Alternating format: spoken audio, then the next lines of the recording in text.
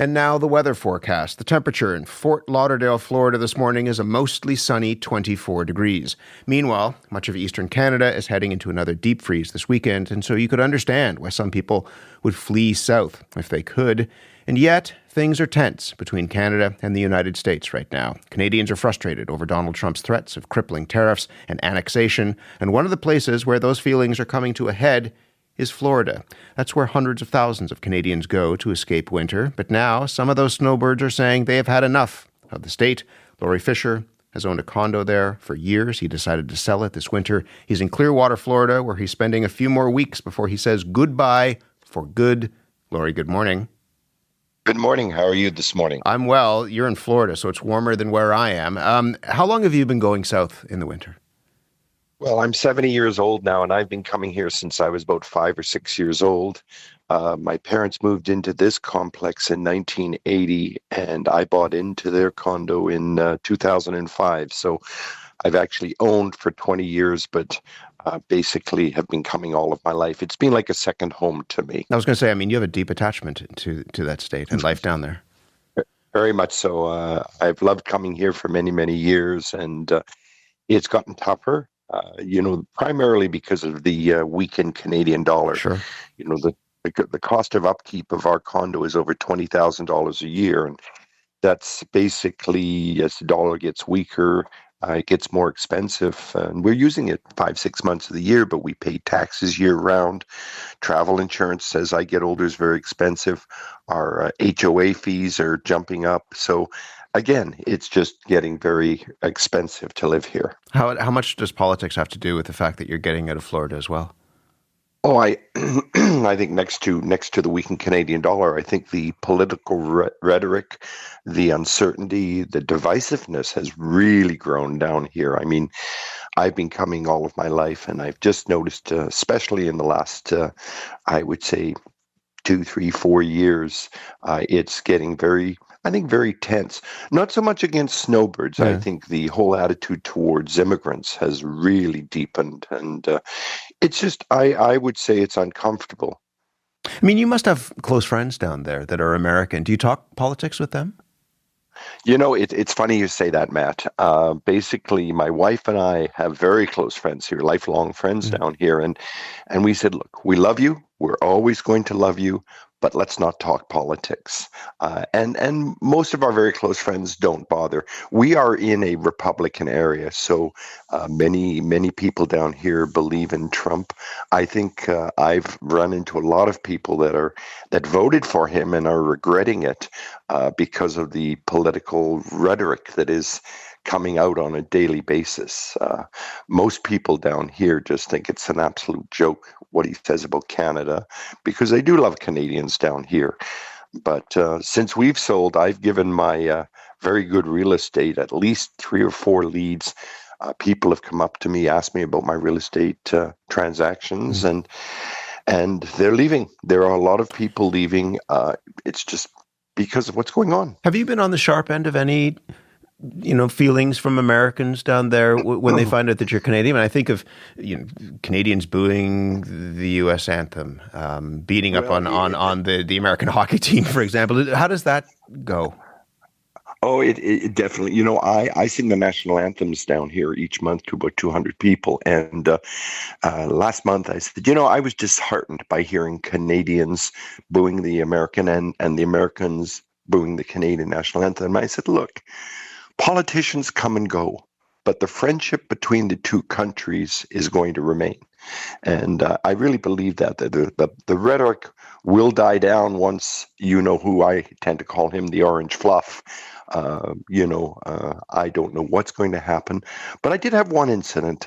Most people, I wear a hat right now that says Canada is not for sale, Sure. has a Canadian flag on it. And most Americans absolutely love it. I had one incident where I was walking one of my puppies, I guess about 2 weeks ago, and these 2 older ladies came up to me and frowned at me. They were walking the other way, and they said, "Are you one of those Canadians that's leaving?" And I said, "Yes, as a matter of fact, I am." They said, "Well, you're leaving at the wrong time because we're going to make America great again, and Biden messed up the whole thing, and Donald Trump is going to save us." And When you get into a situation like that, the best thing to do is smile, have a good day, and walk away. And that's exactly what I did. It's a big decision to sell a place that you've been down at going to for that long. I mean, as you said, presidents come and go and administrations come and go. Do you worry that you're acting a bit too rashly? I'm sorry, I missed the last part of the question. Do you worry that you're making a decision that you might regret down the road? No, I think there's a variety of reasons that we've made the decision. My wife and I have had serious discussions for a couple of years. As I mentioned, the Canadian dollar, the political rhetoric. My health is not the best, and the healthcare down here is not what it is back home. There's all sorts of considerations. I would never say never that we're never going to come back, but I think for now we've made the right decision. Now, would I say that I'm completely happy? No, I'm very sad. I'm leaving some very close friends and a situation that I've grown to love. As I said, Florida has been a second home to me, and I love it down here. I absolutely love it. So I know that when it comes to the last week, I will be very sad. It's going to be very difficult because a lot of the things that I'm doing are for the last time. I've done them for years. A lot of the people that I'm seeing will be for the last time. They're even older than I am. And that you're saying goodbye for good. So yeah, it's going to be very difficult, but I think my wife and I are very happy with the decision. I think our kids, well, I should say our young adults, understand it fully. And, we've just decided now is the best time. And in retrospect, after the sale, with what's going on, there's no doubt we've made the right decision as we see more and more condos down here going up for sale and more Canadians are leaving. And also, many of our friends who come down to Florida every year are just not coming down anymore.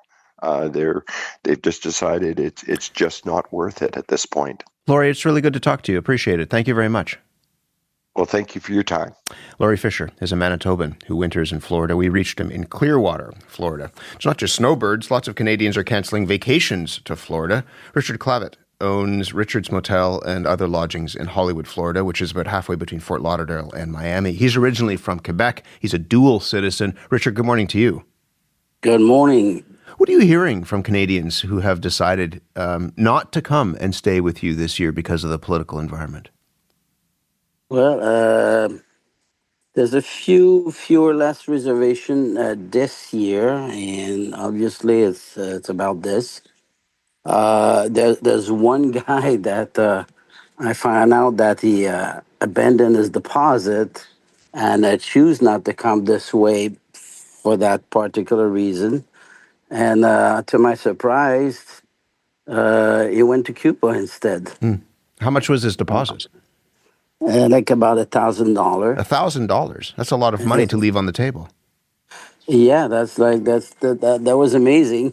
He literally told us because the Trump's policies, he decided not to come this year, and he had no problem to abandon his deposit and choose to go to Cuba. What do you say to people who are staying away in protest because they don't like the policies of the U.S. president? They're bad. It's just like, I don't know. It's still sunny, still beautiful. Weather is perfect. It's just like last night I was at an event and there were like about 350 Canadians enjoying a Canadian performer, mostly from Quebec. And actually I was with a couple from Ontario and they all had a great time. Everything was beautiful. You've called your community Little Quebec, and I mean there are a lot of people from Quebec who come down there. There are Quebec magazines. You have a poutine food truck, which I can imagine is a taste of home as well. Do people talk politics down there? Not much. It's just like I always say, like even like on my side, my family, my children, no one really. No one really talks about what's going on with those tariffs that Trump is talking about imposing. It's just like it's very minimal. What about for you? You are an American citizen. You voted for Donald Trump, is that right? Oh yes. Yeah. But you're also a Canadian, too. I mean, how do you feel about how he's acting towards this country? He's talking about us becoming the 51st state. He's talking about these tariffs that might destroy the Canadian economy. How does that strike you? I think the tariff are only imposed on Americans that buy Canadian goods, and technically tariffs are penalties basically to the people that can end up by paying more. So that's like kind of a self-inflicting penalty that should not bother Canadians that much Well, about those tariffs. The Canadian economy, people are talking about hundreds of thousands of jobs being lost because of these tariffs, and I mean there will be a real impact here. The job's going to be lost only if people stop buying. But Americans are going to keep on buying. Doesn't matter if there's tariff or not. I think it happened on the first Trump term. He had tariff on the wood, I think, on the aluminum and stuff like that. And all those companies in Canada were selling more than ever at that time because the economy was great. So you don't feel any divided loyalties, if I can put it that way, between Canada and the United States? No, not really. I think the tariff that they might impose, and the condition was more like, hey, let's clean our backyards. Let's make sure that our countries are drug-free, that there's no drugs coming in from Vancouver or from the east side, or let's keep our country clean and safe so there's no drugs going across and affecting our communities. But hey, guys, if you don't do that, I'm going to penalize the Americans by charging them 25% on all the goods from Canada, which to me is kind of a little selfish because he's really punishing Americans, not Canadians. You spoke with a CBC reporter a few days ago, and on your business Facebook page, there were a bunch of angry comments from people who were upset by some of the things you said. They were saying, the commenters, this Canadian would not stay at your place if it was the last place on earth. Some of the people said, enjoy your Trumpian bankruptcy, and that Trump supporters deserve to see their businesses go under. Does that kind of stuff bother you when you hear that from Canadian customers? It does bother me a lot, but I guess I respect their way of thinking. But I have my own way of thinking as well. And if you, I heard one Canadian here that she was wondering, why did people vote for Trump? As the great majority of Americans voted for Trump. They wanted Trump. They're happy with him. They're happy with everything that is going on right now. He's making things good and great again. It's just like, and then when you look what's going on the Canadian side, is they want to self-inflict themselves with tariffs on their side as well. That, to me, is just like, wow, that's going to be terrible for Canada if you self-punish yourself. I have to let you go, but do you worry that your business is going to take a permanent hit because of what's going on, or do you think this will bounce back? And not at all. It's just we're going to fill up with Americans if there's some gaps. But what I see here is all the Canadians that I have here don't talk about politics much. They all enjoy the place. They're going to have a good time. Next year, you're going to have minus 40 degrees in the wintertime, and things going to calm down. Things going to be greater and more beautiful here, and people's going to keep on coming back. Richard, it's good to talk to you. Thank you very much. Thank you. Richard Clavet is the owner of Richard's Motel Lodgings. He's in Hollywood, Florida. There's some people in the tourism sector of that state that are far more concerned than Richard would be about Canadians staying away. Stacey Ritter is the CEO of Visit Lauderdale. It's the tourism board for Broward County. Stacey, good morning to you. Good morning. I'm not sure how good this interview is going to be. I'm kind of speechless about your last guest. Okay, so what struck you that would leave you speechless? Gosh, I'm not quite sure where to start. First of all, I would take issue with the fact that most Americans are happy with what's going on here. I mean, if you look at poll numbers, Trump is underwater. But I didn't really come on to talk about Trump specifically, but tourism and how it might impact tourism. So tell me more about that. Anecdotally, you will hear from Canadians who say, I'm not going to the United States. We're going to go to Mexico or Cuba or to the Dominican Republic instead. What are you hearing from Canadians who have decided not to come to Florida this winter? Well, I've started to get emails. I mean, I've lived here for 50 years in Fort Lauderdale, and we winter's not winter without the beloved snowbirds from our northern ally and our greatest friend, Canada. So we're hoping it's not different, but I have started to receive emails from Canadians who say they're never coming back here, or they're not coming back here for at least 4 years until things change. You've said that getting those emails was a gut punch. It is. As I said, I've lived here for so long, and seeing Canadian license plates in the winter is just part of the fabric of the community here. And, my community hasn't changed. I would say to your guest in Clearwater, come to Southeast Florida, because we're not that. We are completely different. We are a diverse community. I live in Broward County. 2 million people live here. 170 nations are represented by those 2 million people, speaking 148 languages. Our tagline is everyone under the sun, because we welcome everyone under the sun here, and we will continue to do so. We're not changing. No matter what happens, we are not changing.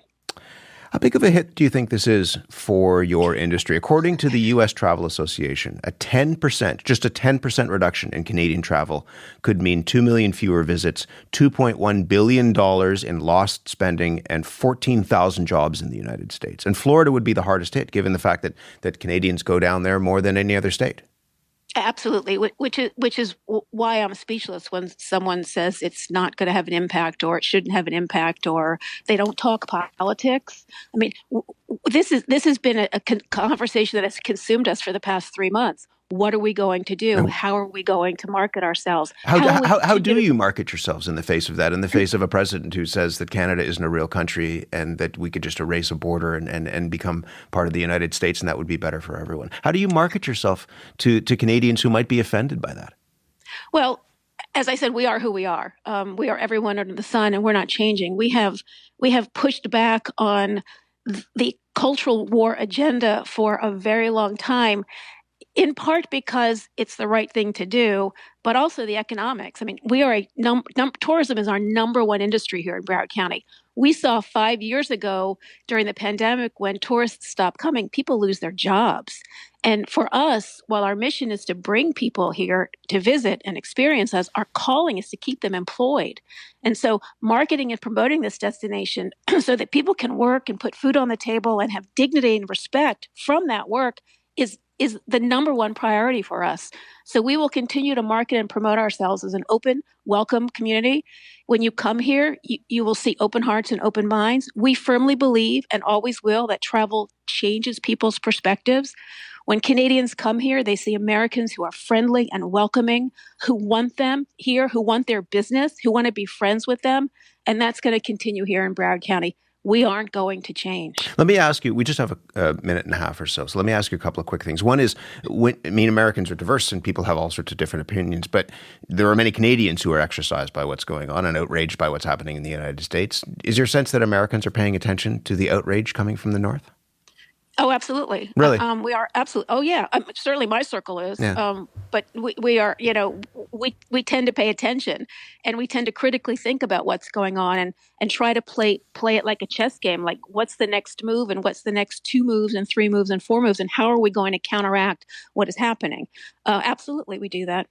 It's almost March break. And so what would you say to Canadians who are on the fence about coming to Florida right now? They're tired of, minus whatever temperatures and this mountain of snow that's in front of their house, but they're worried about all the things we're talking about. What would you say to them? Yes, but if you've been here before, if you've been to the Fort Lauderdale area before, if you've been to Hollywood or any of the cities in Broward County, you know who we are. We are the same people we have always been. And as I sit in my backyard, looking out at my boat and the water, with what will be a 75-degree Fahrenheit day. You have to stop. You're hurting me now. We're the same people. We will welcome you. We want you to come here. We are your friends. We are your neighbors. We are your greatest ally. And for us here in Broward County, that's not changing. Stacey, good to talk to you. Thank you very much. Thank you. Stacey Ritter is the CEO of Visit Lauderdale. She was in, as you heard, Fort Lauderdale, Florida. Are you rethinking your travel plans? Are you thinking, you know what, I'm not going to go to the United States now or perhaps for the next 4 years? Or are you willing to, as Stacey said, see that there are many different kinds of Americans and that a government perhaps does not represent all of its people? Let us know. You can email us, thecurrent@cbc.ca,